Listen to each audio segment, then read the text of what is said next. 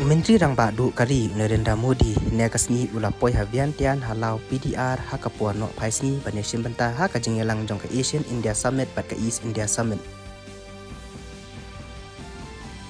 Haba ajing keren haka jingelang basisin sisnem jongka PhD Chamber of Commerce and Industry ka basis pakat kendai hanong ba Delhi mentakasni Menteri katanat ki kampoi yang Amit Shah ula kentu ya ki karkhana hakari ban penyar bat kentiu ya ka jing penni ka jongki.